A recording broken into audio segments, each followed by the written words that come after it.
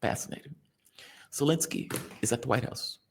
There's footage that has come out with Zelensky at the White House.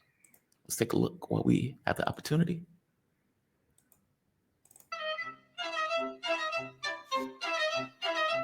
Yeah, he doesn't seem happy. He does not seem happy in the least. Yep. Yeah, he doesn't seem happy. He does not seem happy. But either way, we're going to get results from that meeting, and we will see how it turns out. Let me bring my man in. We are joined with the man himself, Brian Berletic.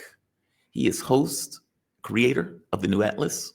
Again, a damn good show. Brian, I sing your praises all the time on that show. As I've said before I even knew who you were, I had been saving your videos because of your good analysis and there was one in particular where you explained something so well. And I was like, whoa, that's a good explanation. Save. So I'm glad you could join me and have this conversation. How you doing, man? You doing all right? I'm doing very well. Was the video about continuity of agenda and how many times the U.S. has pretended to reset with Russia before completely betraying every promise or suggestion it itself made, and then continuing pursuit of hegemony? Was it that? I don't know if it was that one. It was one of them, though. But to be clear, as I pointed out to my audience, it's not like primacy has stopped. Right? It's not like the U.S. is like, all right, we're going to go into the lilies under the moonlight with Russia arm in arm. It's not that. It's not that, right? It's like the moment that the U.S. gets some level of advantage, this will be torn up, just like the other agreements have been torn up. But give me your take on the A, Alaska summit, and B, what do you think? Look, I call it surrender, frankly. Zelensky is being summoned to the White House to be told, all right, proxy, you fought hard, pat you on the back. Time to call it a day. You're failing in Donbass. It's going to be humiliating when it collapses. Let's wrap this up. But give me your take. I'm curious on your take. I've been curious on your take ever since I've actually come on. Give me your thoughts. So we remember the United States laying out its entire plan. It actually started to reveal it during the Biden administration, but then U.S. Secretary of Defense Pete Hegseth openly said what the plan was. The U.S. has resource scarcity. They cannot fight a proxy war against Russia and also China at the same time. And they have made the decision to prioritize China. And that is because of China's exponential rise. It is rising very quickly, it is reaching critical mass. When it reaches a certain point, it will be irreversible. It will irreversibly and permanently surpass not just the US, but the entirety of all of the West. And that will not be able to be reversed. So they are very desperate to do this. They do not have resources to continue this conflict in Ukraine against Russia on their own, and also pursue war with China in the Asia-Pacific region. So Secretary Hegseth openly said, we can't do it. Europe, you need to step up and do this. And we're going to pivot toward China. It doesn't mean that the United States isn't still going to be running the proxy war. Of course they are. There are still US generals in Germany at the top of Ukraine's armed forces chain of command. The CIA still runs Ukraine's intelligence agencies. They're still carrying out attacks right now inside of Russia against killing Russians right now. And so what we see is the United States positioning to make this pivot, to hand it off to Europe and either freeze it, essentially freeze it one way or another. That's what they're doing. They're not ending it. They have no interest in peace with Russia.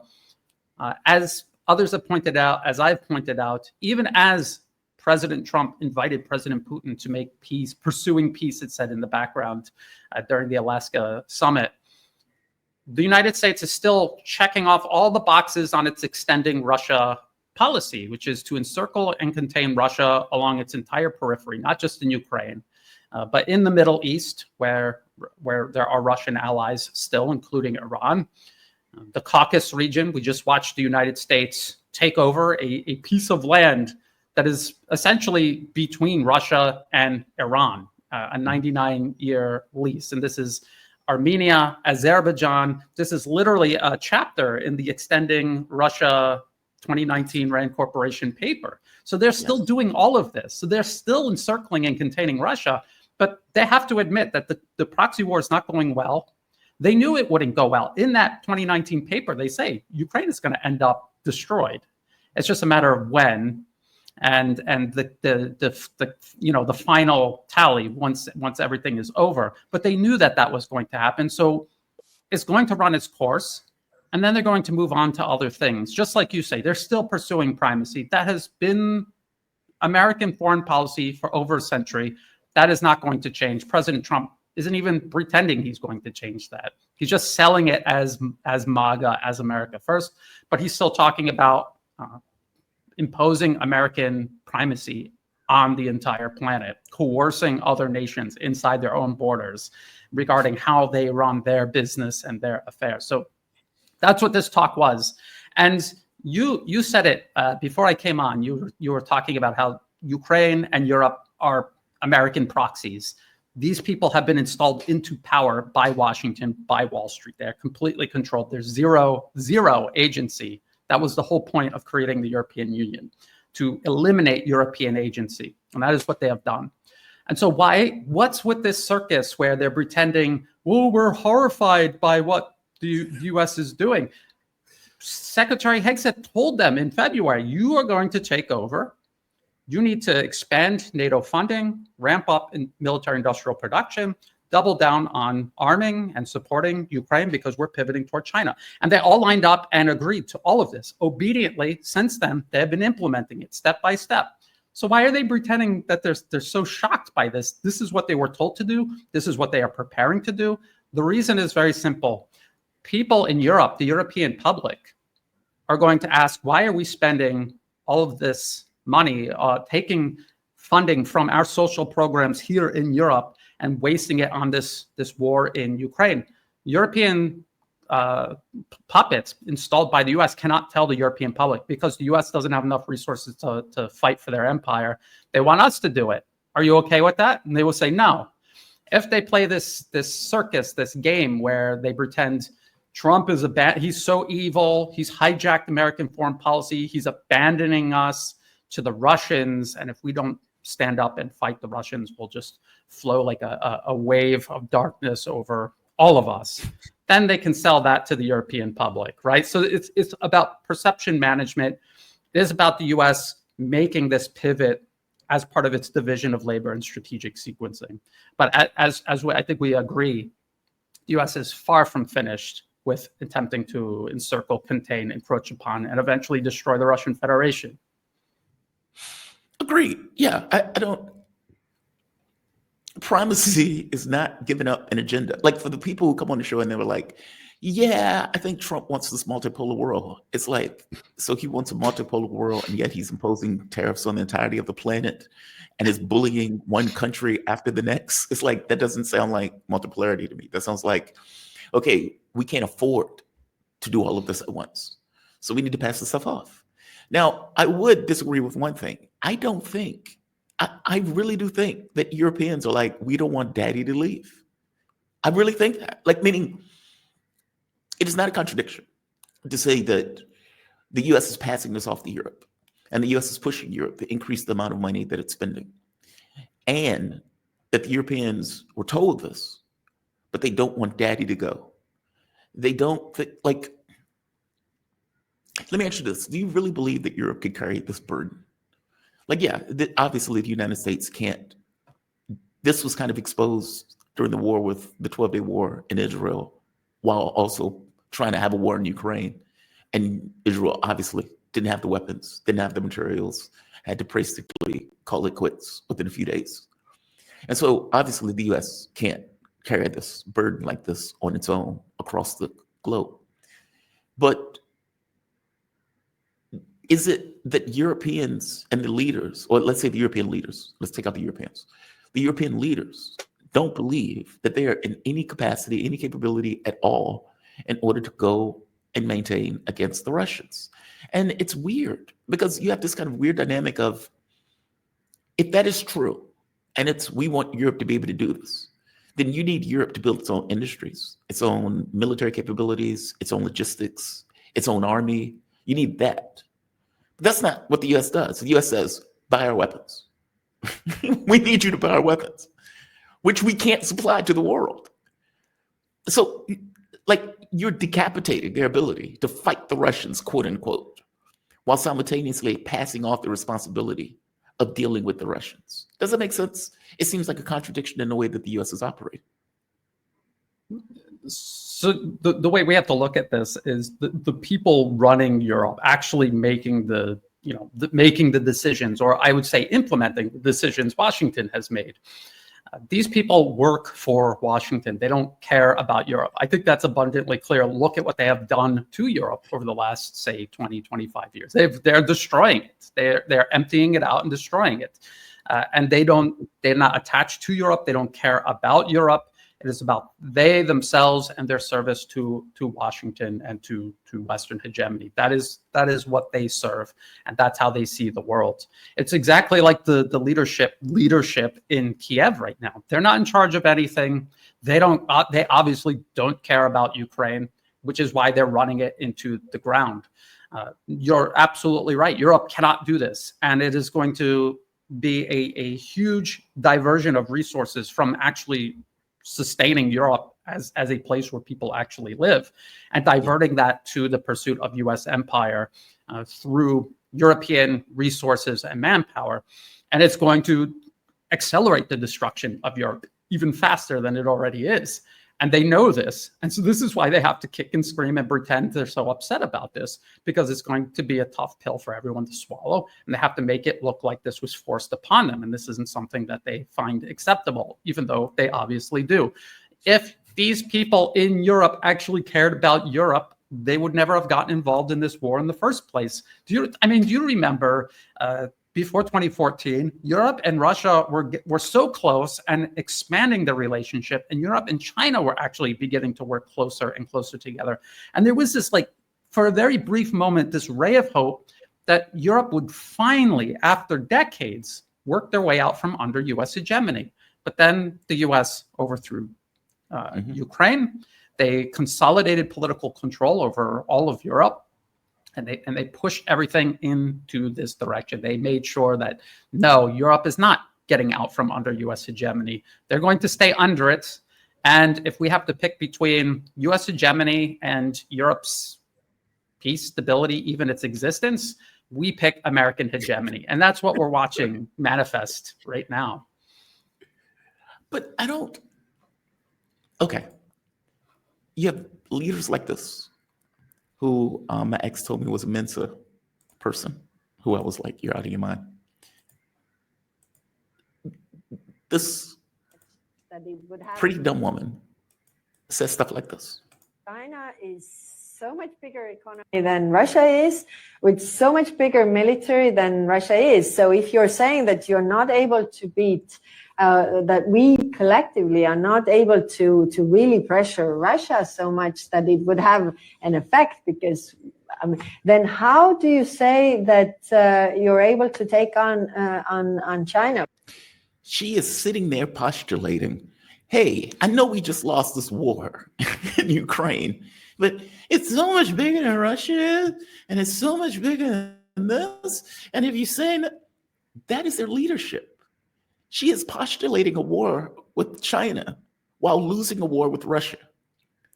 That is their thinking. Do you really think that woman, do you really think that woman is a robot? Or do you really think that woman is just dumb? And I can say the same thing about Starmer, Rutte, all of these people, the parade of morons that are coming behind Zelensky. All of those people are out there, basically saying, don't give up the war, Trump, daddy, don't leave. It doesn't seem like they are lying. It seems like they really don't want daddy to leave. Well, okay, I will concede this. There are people there who are, you know what I mean? You get someone, you can pick two types of people to perform this role. Someone who understands it, and they realize, well, we have to sell this to the people, or they're going to string us up from the lampposts. Or you could have someone like that who is a true believer, And just by default, just because they are so ignorant and clueless and rudderless, and that's why you pick them in the first place, they'll go along with it, and they will kick and scream, and they will perform exactly as you would want them to, without even having to tell them. And I see examples of that here in Southeast Asia. When the US is building up an opposition, they have a wide variety of people across an entire spectrum, where some of them know absolutely that they are destroying their own country and they don't care. They're serving themselves, and they're able to put on an act as if they don't understand that, and that this is really for everyone's best interest. But they also have true believers who will just go through the song and dance exactly as the US wants them to, because they actually believe in it. And, we hear a lot about the US, Soros, the NED funding mobs. The vast majority of the people in these mobs are not paid to be there. They show up because they have been convinced by the US, by its information game, to believe in this. And so I think there's a mixture of it. I don't think we can say all of them, but for all intents and purposes, they're doing this. They have to do this because they know that it's going to destroy Europe. They know this, and they cannot act as if this was a voluntary decision they wanted to make. They have to pose as if this was forced on them. But as you made a very good point there. There are people who are going to see this unfold, and that will be the default conclusion they themselves draw, that the US is leaving and they're dumping this on us, and that's horrible. Because they believe their own propaganda. So I think there's a mixture of it. I think some of them are well aware of what's going on, and they're just lying about it. Others are just so delusional that they have been manipulated, and it's manifesting just as the US wants it to sell this narrative, this division of labor and strategic sequencing that they themselves have been openly planning and implementing step by step up until now. That video is funny. It's so funny to me. That video is so funny to me. She seems so confused. She was like, how are you going to say we're going to go after Russia? We can't go after China. I mean, China's so much bigger than Russia. And it's like, yeah. What is the confusion? Right? China is a massive economy, and you're losing to Russia. And you're like, but we got to go after China. Why do you have to go after China? It's such a weird video. How does Russia prevent this from being Minsk 3? Well, that's another good question. We have been at this juncture several times over the past 8 months or so. Just since President Trump, his administration came into power, there were many junctures where the US was piling up pressure on Russia to agree to some sort of ceasefire. And we keep saying that if Russia agrees to it, it will be Minsk 3 for sure. But they haven't agreed to it. They haven't made any concessions at all yet. And even though there's a lot of rumors floating around about what concessions may or may not have been made at this meeting in Alaska, still haven't seen anything concrete emerge. So far, Russia is ignoring this. They're winning on the battlefield. And if they don't want this to become Minsk 3, they need to continue fighting on the battlefield. And there's many ways this can all unfold. They can agree on something and then cite some sort of violation and then continue fighting. They can wait to see if how the US is going to play this game. Are they going to tell the Europeans and the Ukrainians to stop, and then they're going to say no, and then just send in their peacekeeping force, which is just to freeze the conflict? Are they going to do that? And then what will Russia do in response to that? There's many things that they can do. And so we just have to wait and see. I don't think there's any point in predicting. Or just look at the many different options that can take place. But overall, if they do not want this to become Minsk 3, they need to just keep fighting on the battlefield. They need to just keep going. The front line is collapsing. Wouldn't make any sense at all to make concessions or any sort of agreements with agreement-incapable adversaries. The US wants to destroy Russia. That has not changed. And they have a history of only breaking all of their agreements. There's no example where you can say, that's the one instance the US kept their word. They never have, and they certainly can't under the Trump administration. President Trump was already president for 4 years. And all throughout those 4 years, he made and broke promises, and he perpetuated and provoked and precipitated all of this that we see unfolding right now, alongside President Obama and President Biden. If the Europeans invade Ukraine, they would kill them all. They would have to. I could be wrong. They would have to. Yeah, it's hard to It's tell. a nose Yeah, under the camel's tent, right? I mean, look, that sounds brutal. But if you don't, then what? It's that part. If you don't, then 5,000 becomes 20,000. A, they show that Putin is bluffing. And B, they're able to effectively invade part of Ukraine, which effectively makes it part of NATO. The entire point of the war was to prevent NATO from expanding into Ukraine. I don't know of another way around it. I mean, I could be wrong. I know that sounds brutal, but 1.5 million Ukrainians are dead. 100,000, 150,000 Russians are dead. Like, all of this is brutal, right? I agree with you. See, Mark says something to me one day where he says, look, I know people in the West think Putin is this fire breather. He said, but all things being equal, Putin is a diplomat and a moderate. And the thing that freaks him out about Putin is always willing to make a deal. From my point of view, Russian demands or demands of leaders, especially politicians, tend to be maximalist, even if they sound rational. And there's usually some gray area in that demand that they can effectively use in order to come to some kind of deal or agreement. I would hope, God, man, I deeply, deeply hope, and if I am wrong in this hope, that would be the last day I do this channel, that they are not dumb enough to end up in a Minsk 3. I just can't conceive after Minsk 1 and 2, after the Istanbul agreements, after we won't move an inch to the east, after all of this, that they still say, these people are people we can negotiate with. I don't see it. I mean, do you get that sense? Especially when I'm listening to Dmitry Medvedev, who I think is the honest voice. I think that is the point of view of Russia.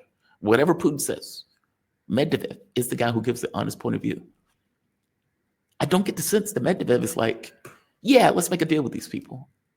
I don't get the sense that they will fall back into a Minsk 3. But give me your take on this. I mean, do you think they are in a mindset to be deluded, even if they do come to some agreement?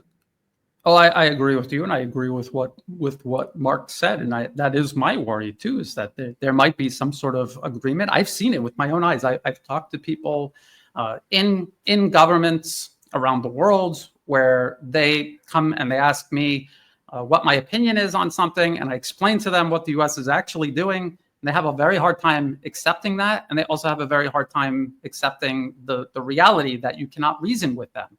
They don't care about you. They don't want to make a deal with you. There's no place at their table for you. So you need to protect yourself from these people. You cannot reason with them. There is no deal that you can make with them that will ever be for sure kept. And so you have to face that reality. A lot of these people are utterly enamored with the West. And I'm not saying that this is the case with President Putin. I'm saying it's a possibility because I've met people like this. They have studied in the West. They have family that has studied or is currently studying the West. They like to travel to the West. And just the threat of that being taken away from them, when you see the U.S. threaten to take away visas and people are like, so what? Who cares? To these people, they care. They care deeply, and that is enough to keep them in line. And they know in the back of their mind that the U.S. is incrementally cutting away their country out from under them. They know that, but they're not willing to make the short-term sacrifices and risks necessary to fully protect their country and stop this. And over time, it just keeps getting cut out from under them until one day they wake up and it's gone. It's not there anymore. And we've talked about this in the past. Bangladesh, the government there knew this was happening, but they continued to ignore it. They didn't want to take the steps necessary to confront what the U.S. was doing to their country. And one day, Prime Minister woke up one day and she was on a helicopter flying to India because the U.S. succeeded in hollowing out and collapsing her government. And that is what the U.S. is doing still to this day all around the globe. People think the NED is gone. Nobody talks about it. Their website is still up. They still have a list of countries a mile long that they're interfering in. They have all the programs up there, although they're very vague, and they admit that they're not going to disclose who exactly they're funding. But it still all continues. So, this is my fear. And this is something that you and we both hope does not happen, because that would be a true sad day for multipolarism. And if that is the mindset of the people who make up multipolarism, then multipolarism doesn't have a future. They don't have a future because they're not actually trying to displace the Western system. They're trying to impress it and be accepted by it. It's just like in high school. You do, kids, you either fit in with the in crowd or you don't. And you have to either accept that or you don't. And then the people who don't put themselves through a daily routine of humiliation by trying to fit in and being constantly rejected and pretending to themselves maybe that someday they have a chance. And in a lot of ways, the things we deal with in our daily lives do translate to the geopolitical level. As you know, I always like to compare the United States to a global mafia. I mean, it's basically the mafia on a global level. So it's all things to keep in mind. I like to look at the worst case scenario. There's a lot of people out there. Not only do they look at the best case scenario, but they will condemn you for pointing out possible worst case scenarios. It's like, that's not how you plan or do analysis. That's how you wake up every day constantly disappointed when you read the news. So. Yeah, God, man, I just hope that's not the case. I really hope that's not the case. Like the idea of losing 100,000, 150,000 people in a war that was provoked. And then after that, you still say, yeah, we think we could work with these people. I don't put it beyond Putin to make a deal. I just don't. But God, man, hypervigilance has to be the rule. And I mean hypervigilance in whatever is taking place in regards to that deal. They may look at it. I would imagine that Russia at this point is not looking at any deal as being permanent. Any deal they make is probably a breather. What they know the next iteration is coming. I mean, for God's sake, while Donald Trump is negotiating in Alaska, they're making deals with Armenia and Azerbaijan with military exercises in the underbelly of Russia. Russia's blowing up oil pipelines from Azerbaijan as we speak, locking up these Azeris in their country that's part of the mob with Azerbaijan, being more, let's say, aggressive in some of the actions that they've taken. I mean, some of the attacks that took place in Russia most likely came out of Azerbaijan, just like the attacks in Iran. So agreed. I just hope they don't F this up. Did you have an expectation that they were going to be able to come to some agreement? Like, what do you think he is telling Zelensky now? I mean, I showed the video of Zelensky and Trump at the White House. That was a completely accurate video, by the way. I showed them there. What do you think that conversation is like? Because Zelensky is still saying, and by the way, this could be a poison pill from the standpoint of either Trump or Russia. We want to get out of this. Like you said, diversification of labor. We don't want to be a part of it anyway. We're giving something to the Europeans that we know they're going to reject so I can walk, meaning he always has the ability to walk. What is this conversation with Zelensky?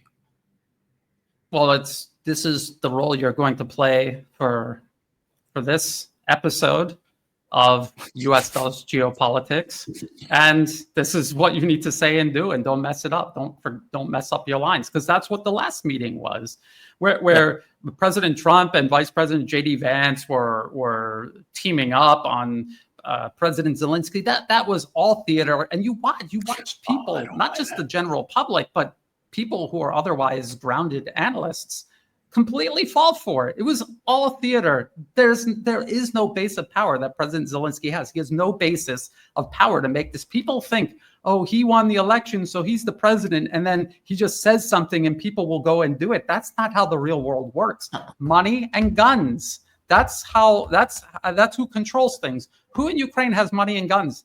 President Zelensky doesn't. Who does? The U.S. Department of Defense runs the military, and the CIA runs the intelligence agencies. So what power does President Zelensky himself have?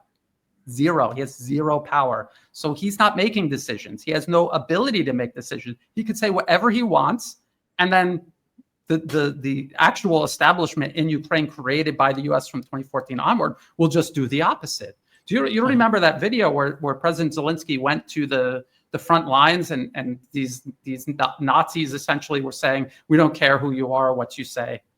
And they were all carrying guns, and he was just standing there. President of this country. How dare you, sir? He was just standing there blank faced while they all had a bunch of guns and could have murdered him and his entourage right then and there if they wanted to. And this is the reality of power that people just seem not to be able to grasp. They watch too many movies, and that is how their perception of American politics is. Ooh, they won the election, they're in power, they're making decisions. And they never look into the actual deep state, the corporations and financial institutions that actually control all of the money and all of the guns. And which is why no matter who you vote for, nothing changes, because they're the ones that hold all the power. They don't care what the American people think every 4 to 8 years. They put 2 people up for election that either way, that's their candidate, because they both will answer to them, those interests, not the American people. So that's how this meeting will go. I agree with you and I disagree with you. I agree with you with the lawyers, guns, and money stuff. You have my full agreement on that, right? Like, I don't care how smart you are. I can always hit you in the nose, right? It's like, give me your wallet. It doesn't matter your IQ. Force, at the end of the day, is, or better yet, leverage. Leverage. I'll go with leverage. And the reason I'll go with leverage as opposed to force, because there's all sorts of things. Have you ever watched, what is that superhero thing called? The Boys. Have you ever watched The Boys? I've seen like maybe the first season a long time ago. There's one of the characters in the CEO. He's the CEO of a company. There's Homelander, which is kind of like Superman, but he's a lunatic. He's nuts. He loves breast milk and stuff like that. Anti-Superman. Yeah, he's an anti-Superman. He loves breast milk. He has a mental issue because he had no family when he was growing up. He was just growing up in a lab, and it has deep emotional scars. So think of Superman with deep emotional scars, and loves adulation and attention. All right. Stan owns the company. He's CEO of the company. Stan is just the man. He has no fear of Homelander at all. Homelander would threaten. He would come in the room. Stan would give him these kind of brutal lessons, going after his ego and everything else. And then he'd be like, all right, you can leave my office now. And Homelander would gripe, angry, and leave and go kill somebody. Why could Stan do that? Stan could do that because Stan had leverage. Zelensky fully believes that he has leverage.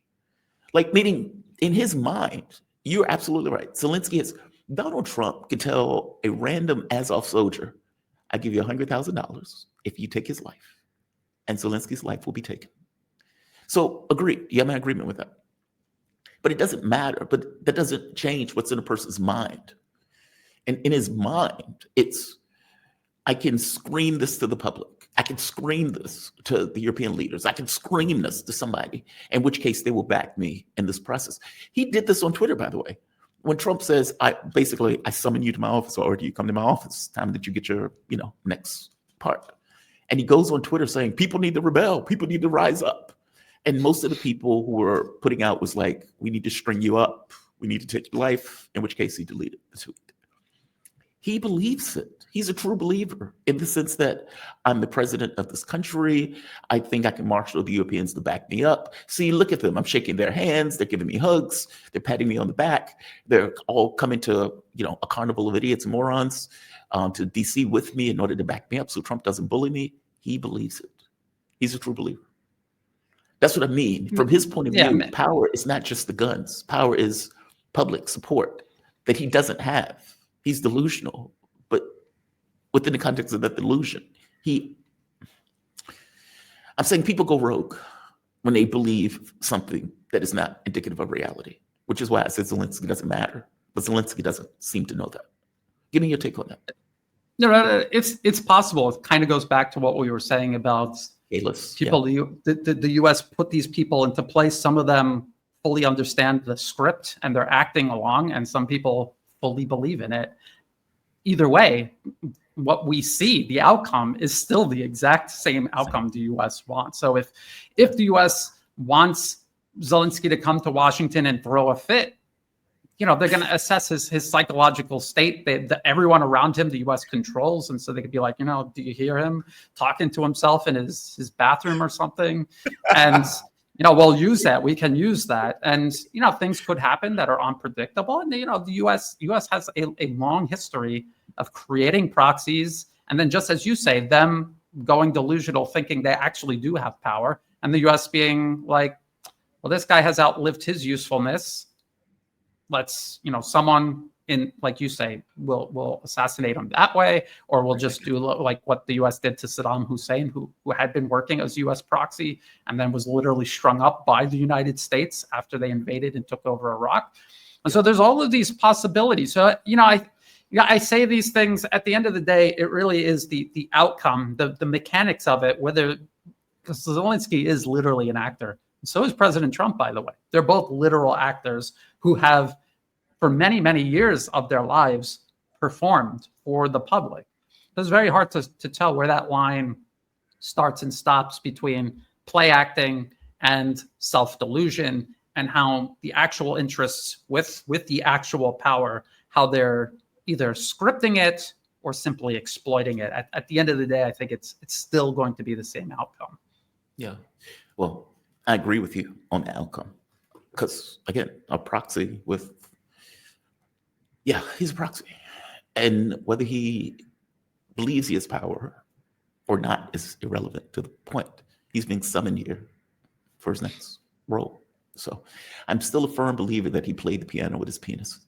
I don't want to give that up. I just can't. I can't wake up in the morning if I don't believe. That's what people have to remind themselves of about Zelensky, that he was literally a clown. That was his job, was being a clown. And now he's president of Ukraine and he has agency. Come on. Not so much. Yeah, not so much. Well, one last point on this. From the European leaders, all of these people are coming here. The U.S. is trying to hand this over to Europe. At least that's what it seems like. It's like, look, we're done with this. You can buy weapons from us. You can do that. We're okay with that. But we have other things to do. There's some people who believe that this is the U.S.'s way of trying to, and you're also right, we haven't seen the deal. Very true. The U.S. and Europe have a tendency to talk to itself, whereas Russia's usually more, reticent to expose stuff until stuff is concluded. Totally right. So we don't exactly know what that deal is. I would imagine no expansion of NATO, meaning I don't think Russia gave up its core aims. So there's that. Is it possible this is a poison pill in order to, I don't think the U.S. wants a collapse on the battlefield.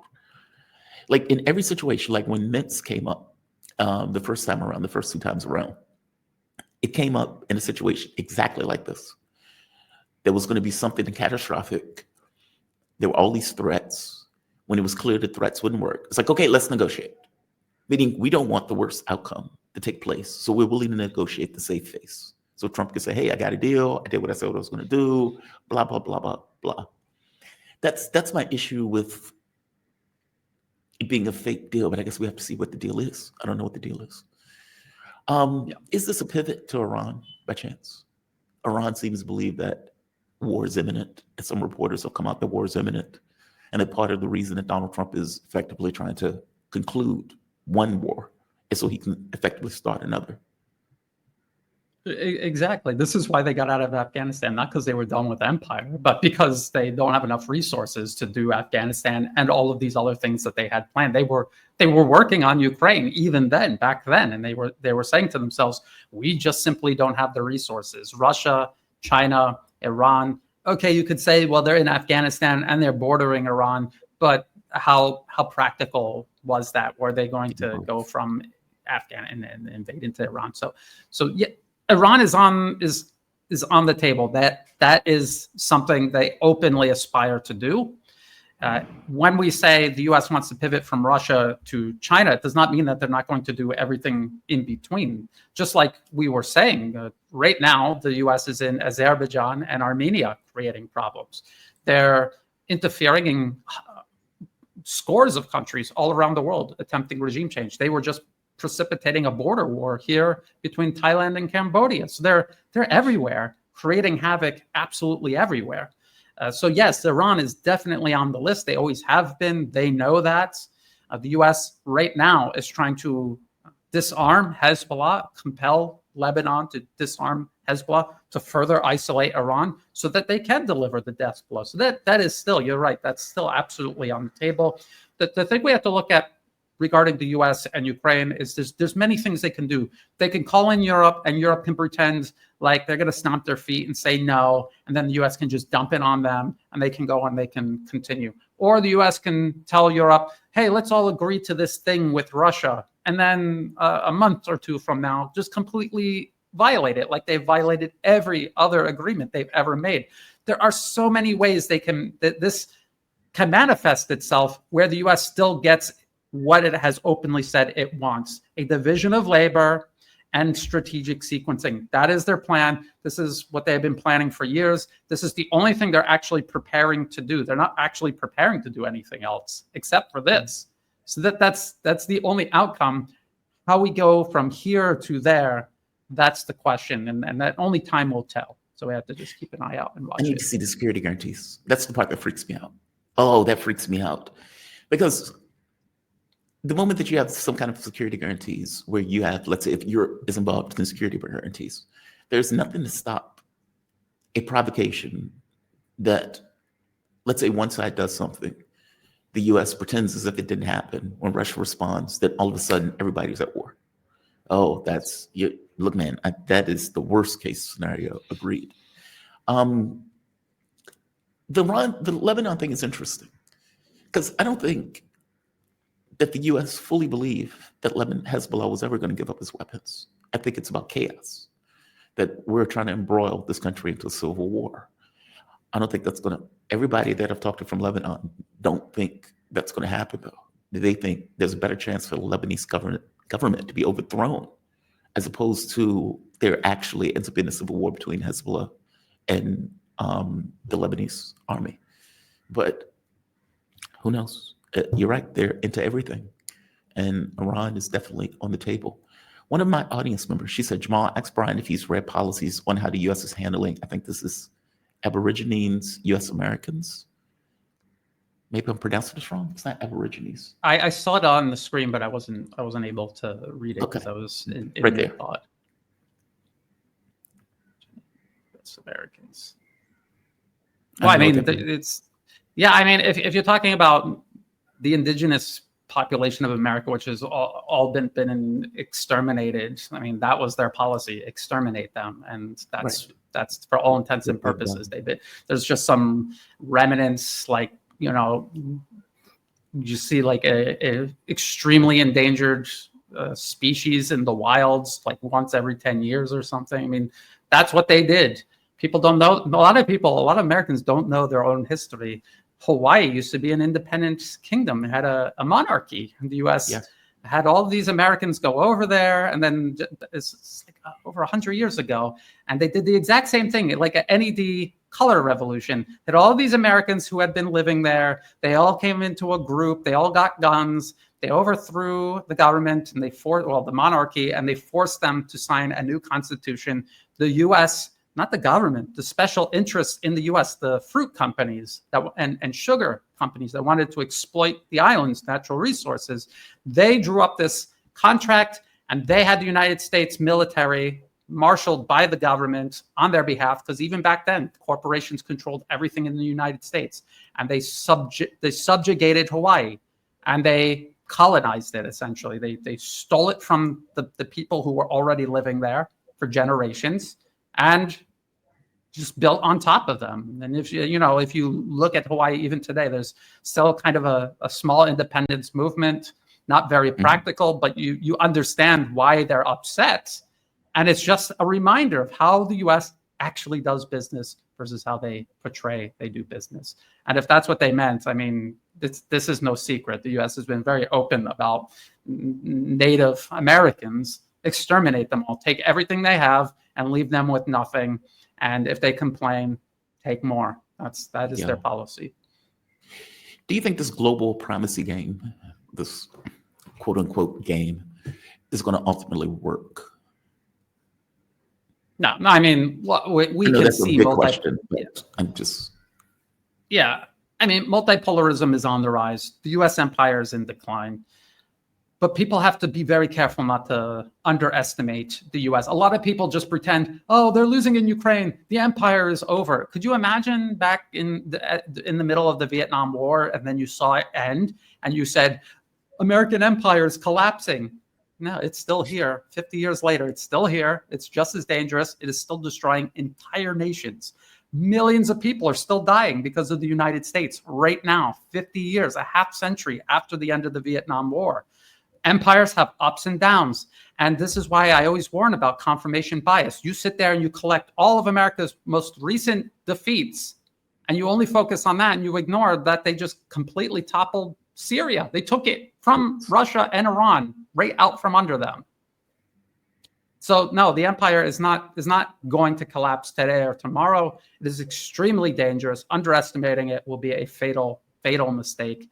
We don't know how long this will take, which is why we all have to fully invest in this and see this through to the end, and not engage in wishful thinking that will cause us to I don't know, be complacent. And then complacency is exactly what the US thrives on, people not taking the threat seriously and then being able to organize themselves and mow over you.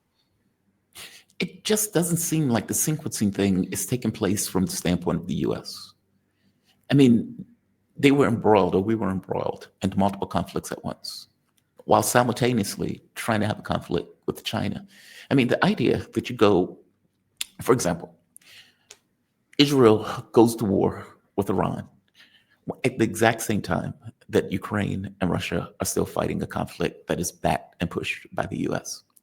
South Korea, at the exact same time, Yoon Suk-yeol tries to declare martial law out of the blue on like a Tuesday, and effectively tries to take over that country in order to provoke a war with North Korea, which was apparently part of the plan, to pretend as if North Korea had kidnapped various members of the South Korean political class, even though they were going to kill their own political class in order to frame North Korea to do it, effectively provoking another war.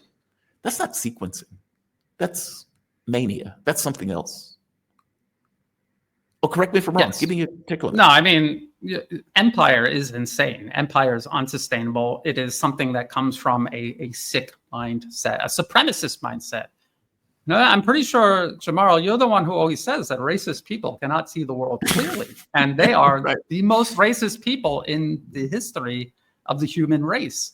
I mean, it's not a coincidence that when Nazi Germany fell, they just gathered up the absolute worst Nazis that weren't hung publicly, and then had them running programs in the U.S. government. That's not a coincidence. It's not a coincidence that they're still literally backing Nazis in Ukraine. And if you look at what Zionism is, it is extremist and it is racist. And so this is the U.S. seems to have a habit of supporting the absolute worst elements in all of these countries and regions that it targets. And they cannot see the world clearly. They honestly believe that they are inherently superior to everyone on earth. And they look at China, especially a non-white nation, and they believe they are inherently, genetically, intellectually, culturally superior, politically superior, militarily superior to the Chinese, when all reality says otherwise. The Roman Empire did the exact same thing. And the British Empire after that did the exact same thing. So it is a sick mind. Yes, you accumulate huge amounts of power, and there is huge momentum behind it, but ultimately it's unsustainable. How and when it collapses, that's the question. But that is what the rest of the world who wants to live in peace and prosperity need to think I guess about. I'm trying to point out that's not sequencing, though. Like what Russia's doing seems to be sequencing. Okay, we're going to deal with Ukraine, and then we're going to deal with Azerbaijan, meaning they seem to be focusing very specifically on one thing and then moving to something else. Because I would wager to you, going after the Azerbaijani oil, going after the gangs, going after these elements. And they're doing it in a very subversive way. It's kind of like, hey, we don't want to mess up our relationship with Azerbaijan. These are former Soviet republics. We don't like their unfriendly actions towards us, but we want to keep diplomatic relations. Bam, blows up oil field. We're going to grab that guy. We're going to throw these people in prison. We're going to do this. Meaning they're doing all of this stuff using, let's say, the battleground of Ukraine as being kind of an open ground to do it, without it being overt to Azerbaijan itself, while keeping up a facade that they know is not real. That we're still brotherly countries. Like that seems like sequencing. That's them. We're dealing with one issue, which is Ukraine. We're trying to put this to bed at the very least for a few years. And we're now going to have to deal with the other issues that the United States is bringing up, either with Iran or, for that matter, with the Caucasus. The U.S. doesn't seem to be doing that, though. I see now that they're giving over Ukraine, but up to this point, it doesn't seem like that's what they were doing in regards to sequencing. Are they just bad at it? Or, Well, the U.S. is a global empire, and it's going to be busy at work globally. But you have to look at the vector sum of where their focus is. And for the last couple of years, it has been Russia primarily, and not just Ukraine. They've been operating along a number of fronts. The Extending Russia paper has a whole list of pressure points, and the U.S. has implemented every single one of them, at least once, some of them more times than one. Now they are pivoting toward China, and this has been taking place over years. We remember under the Obama administration the pivot to Asia, and so they have been slowly pivoting away from Middle East, Eastern Europe, over to that direction. I think they thought that they could, and to a degree they have succeeded in weakening Russia first before going over to China. I don't know why they did that. They thought that they could do this. To a certain degree, they have weakened Russia. Again, I just point out that they took Syria out from under Russia and Iran. So now they are openly, obviously pivoting towards China. That is a form of sequencing. That doesn't mean they're not going to still be completely involved in everything. They always have been. I mean, that's what makes it an empire. That's what makes it so wrong, is because they are involved in everyone else's business, except taking care of their own business back at home. On the China thing, I got to be honest, I am deeply confused at how they believe they can win that. I mean, the whole blocking off ports, blocking off shipping, creating some kind of conflict where they can go after shipping, I get that part. China seems to be expanding overland in order to try to avoid it because, again, the moment that you write a policy paper, Chinese people have people who can read English, who can read their policy papers, which is always wild to me, right? It's like, I have this great idea. This is how we're going to screw with China. And let me write this down. They would never know. That's always fascinating to me. And of course, China, Russia, all these countries have their own war planners. And they're also thinking about, okay, what are these other countries trying to do? And what do we do in order to deal with it? Inevitably, that ends in war. Inevitably. And I get that the US wants to be, well, we want proxies to do this. We want to be able to stay in the background, kind of like we did Ukraine. It's not going to end up there. And I guess it's somewhat of a basic question. Why do they think that's going to work? What's the thinking in that in regards to this is the global geopolitical strategy where we think that ultimately we can win this against China? Because I don't see that. Well, ultimately, it might not work. And I mean, China is on a trajectory where it is going to, and in many ways already has surpassed the entire West. The problem is, I mean, we can look at different junctures in history where this has been taking place, where, you know, if you look at the headlines and the mindset of people during the Cold War, the Soviet Union seemed to be ascending and surpassing the West, even though it really wasn't. China really is now. So that is the difference. But there were people in the mindset that was going to happen and that it was inevitable, and it wasn't inevitable. And the US ultimately prevailed. That woman, I don't know who that lady is, because honestly, all of these EU officials, I don't pay attention to any of them. Okay, yes, all right, yeah, that does seem to fit her. I love her to death. She trips me out. We're gonna be China if we can't be Russia. Yeah, her. But to her point, the US lost in Vietnam, and yet they still buried the Soviet Union. So people have, like I said, people have to be very careful. Just because they're getting out of Ukraine does not mean anything. You have to get out. I always have these, like a physical notebook, get a clean sheet of paper out and draw a line down the middle and tally it up on both sides. And don't don't be afraid to look at the strengths and weaknesses of both sides. People have the tendency to just look at their strengths and the other's weaknesses, and that is how they tally everything up. That's insane. You're always going to be wrong if that's what you do. You have to be honest about the strengths and weaknesses of both sides, tally it up, and look at how it really adds up. And unfortunately for the United States, they still have tremendous power. I always bring up political meddling, their ability to politically capture an entire country. Russia and China still have no real answer for this. Russia, to a degree, has been pushing back a little bit better. People forget, before the special military operation started in 2022, Russia sent troops to, I think it's Kazakhstan, because the U.S. had a violent uprising. They were trying to overthrow and politically capture the entire country. And Russia said, nope, we don't care how it looks. We're sending troops in to stabilize. And they did. They did the same thing to Belarus. That was on the list of extending Russia, overthrow the government of Belarus. And so Russia stopped that. Seems that U.S. regime change has been set back in Georgia. I probably chalk that up to Russia being involved somehow. China needs to start doing this here in the Asia-Pacific region. The U.S. has tremendous political control over countries through this process that there really is no resistance to at the moment. And at the end of the day, it doesn't matter how enticing, a real enticing deal your Belt and Road Initiative is, or anything else you have to offer. The U.S. only has to install a client regime to say no, and to convince their people no, because they control the information space. And then the answer is no, even if it makes no logical sense at all. And even if it means that country is committing collective suicide, like Ukraine is doing right now. That is the power politically capturing a country. You short circuit the competition. You rig the competition in your favor. And so the multipolar world needs to get wise to that and get on top of that. Because, like I said, you can have all the military power in the world. If you cannot convince the people in a country to utilize that military power in their defense, then it means nothing. And this is the realization that Western Empire came to 2,000 years ago. They understood this, and they have been doing it ever since. And people need to get wise to this and counter it collectively. Argentina is a really good example. If you remember, they were supposed to be part of BRICS. Yes, and exactly. I think Malay gets in, and they're like, "Yeah, no, we're not doing it." It's like, dude, this is not in your best interest. I don't care. Just short circuit the entire process.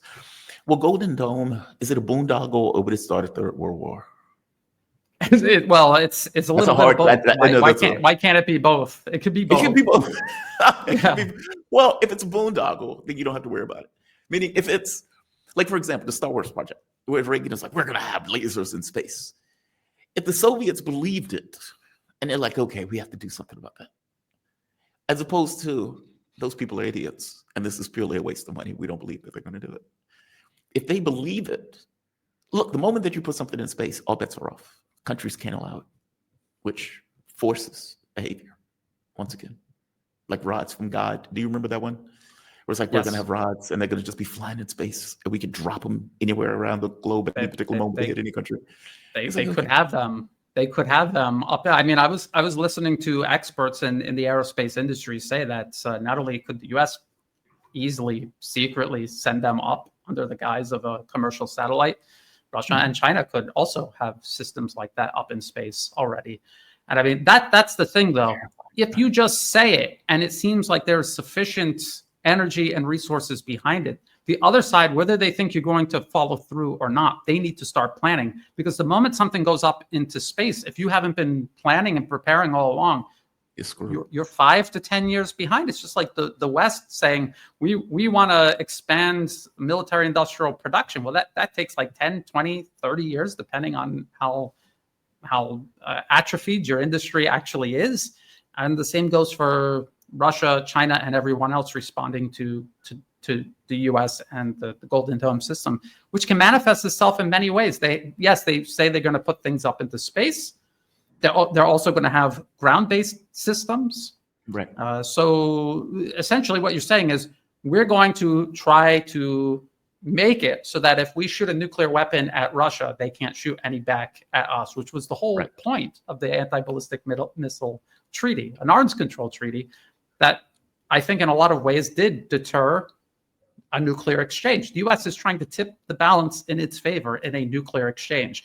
And that fits the psychosis that we see manifesting itself across US special interests. They understand they're losing hegemony, and they're willing to do worse and worse things to hold on to it.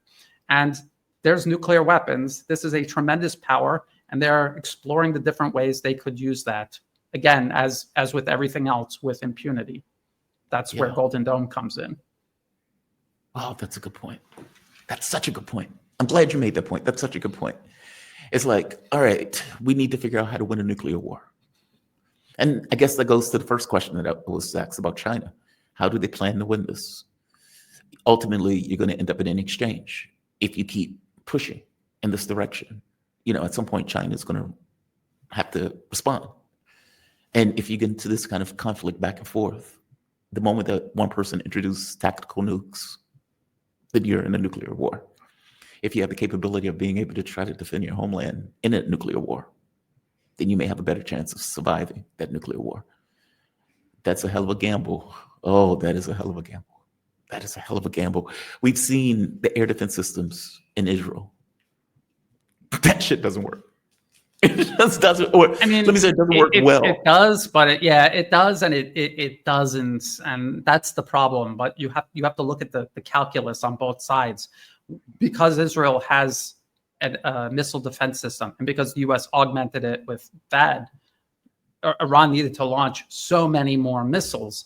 And it becomes incumbent upon Iran to vastly expand its ability, not just to make missiles, but to launch them simultaneously, because that's the only way you can saturate and overwhelm a missile defense system, is by firing many of them at one time. And we saw, because Israel and the US were bombing Iran in the middle of this conflict, their air defense system obviously wasn't operating or didn't exist, whatever the case may be. They were not able to send very large volleys, and people were coping. They were saying, well, the missile defense system is depleted, so they don't need to send as many. If you can launch 100 in the beginning of the conflict and only 10 get through, and now that you've depleted their missile defense system, why not just shoot 100 missiles and hit 100 targets? Wouldn't that end the war quicker? So there's a lot of cope. It's not just for the pro-Ukrainian side. Cope is for everybody. Everybody is tempted to dip into it and indulge, and we have to resist doing that. When weakness is apparent, you have to accept it and you have to deal with it. You have to figure out how you're going to overcome it. Ignoring it is not going to make it go away. Or strike first. I mean, look, at the point where it became very clear that Israel, and I get it, right? Countries have this thing of, well, we want to be moral. We want to be just. We want to have a moral war in the way that we fight it, as opposed to we need to win it, because this is about survival. This is about maintaining your state. They're trying to take you down. Act accordingly. No, I agree with you. The Iran thing was weird to me. From my understanding, a lot of that stuff had to do with these kind of this new method of warfare, where they would, let's say, drive in a truck, then drones will come out of the truck and destroy various elements. You have Mossad agents. You have all of these people who you effectively paid off to either destroy air systems and everything else, in decapitating the capability of the country to respond. And it's like, okay, you want to fight a moral war? Well, they're not trying to fight a moral war. They're just trying to decapitate your country. Yes. Those are very different things, and you need to behave accordingly. But they don't. I have a hypothesis about this, and this could be the last question. Why do you think that's the case? Because some of this is not weakness. Some of this is just an inability or not wanting to accept reality for what it is in their response. Like Russia going into Ukraine. They waited forever to do it, but they did it because they realized between them getting into NATO and them building up this military, this is a better alternative as opposed to them invading us. Iran sat there and allowed themselves to be decapitated. Hell, they almost killed Peskyan, who was probably Israel's greatest ally. I know that sounds brutal, but it's true. The reformist government. I think that this has to do with a propaganda campaign that is being run by BRICS countries. And what I mean by this is, in the old days with the Soviet Union, you could say, well, this is these guys are monsters. They're not letting their citizens leave. This is repressive. These days, the argument has changed to naked hegemony versus this other model. This model where we're not going to intrude into your governments. We believe you should have your own elections. You choose who you want, that type of thing. Meaning these two competing ideas of the world where the US is like, we are indispensable, period. We are somehow better than you. And you should fall in line and thank God that we give you breath every morning and every day of your life. Compared to live your life. Have your governments. We just want to trade. We just want to have things. It seems like these are two competing voices in regard to the political spectrum, where the secondary voice of live your life believes that they have a much better political weapon in that voice, whereas the other voice doesn't really care about that argument and just cares about hegemony. We care about winning. Give me your thoughts on that, because whether they're saying that explicitly, that seems to be the argument that's taking place on the global stage. And this could be the last question. I'm curious on your thoughts on that. Well, I think that's a very good point. I think you've laid it out pretty well, actually. The problem with, and I think that is what BRICS is doing, and you can see that that's what they're doing. The problem with waging information war in the way that they are is, you look at the global information space, the US completely dominates it. It utterly dominates it. So it doesn't matter what your narrative is. Nobody cares, because the US just papers over it like it didn't even exist. That's what they do everywhere. I'm in Southeast Asia, and I watch how the US is able to do this. And why is that? Because all of the countries here, every single one of them, I think maybe Vietnam has a few of their own social media platforms that they have developed indigenously and operates. But everyone else is using Facebook, Meta, whatever it's called these days, X, YouTube. It's all Western and specifically American social media platforms the US controls the algorithms of. And even TikTok, to a large degree, gets coerced and manipulated into falling into line with US information warfare doctrine worldwide. So until BRICS gets serious and says, you cannot fight a war on a battlefield that the other side already completely dominates. You're saying your message over here. You're not even on the battlefield because they won't let you, because they control the algorithm. You're creating alternatives for everything else: financial systems, trading, monetary policy, everything else, but not information space. So again, if the battle is for the human mind, ultimately that's what it is. That's all human civilization is a collection of 7 billion plus minds. The US still has the advantage. They ultimately hold the most important card. And until that gets through the skulls of people in BRICS, this will never change. So like I said, China has a objectively superior deal to offer other nations. But because the US controls information space everywhere except inside China and inside Russia, it doesn't matter. Completely does not matter. So they need to change that. They need to get serious.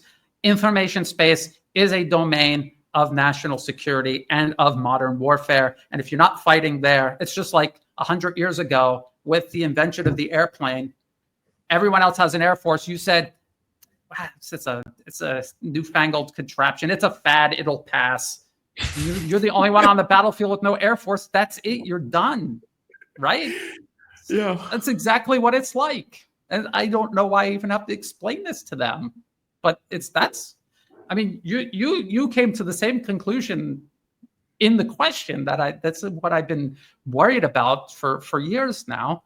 And I think that really is the crux of the problem. That is the weakness of BRICS. And if it does fail, it will be because of that. Brian Berletic, my man. People have been asking about you, so I'm glad that you could join me, man. Thank you for this. Host, creator of the new Atlas. Check him out. He has a fantastic channel. Obviously, fantastic voice. Thank you for this, Brian. You have a good one, okay? Thank you. Thank you, you too. All right. Brian is